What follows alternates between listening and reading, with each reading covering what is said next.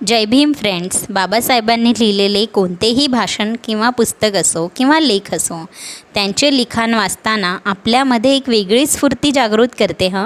बाबासाहेबांचे स्पष्ट आणि सडेतोड मुद्द्यासकट असे लिखाण, शिवाय त्यांची स्पष्ट उत्तरे, त्यांच्या लिखाणांमध्ये भाषणांमध्ये असणारा निर्भीडपणा एका द्रष्टया अशा सामाजिक नेत्याला आपल्यासमोर त्यांचे व्यक्तित्व प्रस्तुत करते.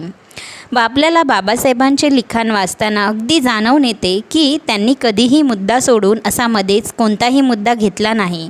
म्हणजेच ऐकणाऱ्याला किंवा वाचणाऱ्याला एक मुद्दा स्पष्ट केला की दुसरा मुद्दा घेत, त्यानंतर आपले विचार आणि विषय, अगदी उत्तरे स्पष्ट अशी ते मांडतात.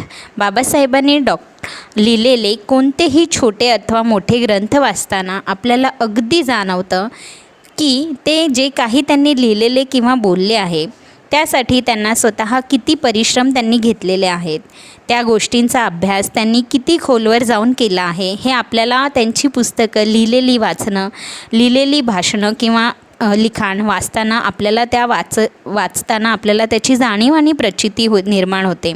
शिवाय बाबासाहेबांनी आपले प्रत्येक विचार, टीका, त्यांचे असणारे वैचारिक मतभेद, त्यांना वाटणाऱ्या सर्व गोष्टी अगदी रोखठोक आणि स्पष्टपणे मांडलेल्या आहेत.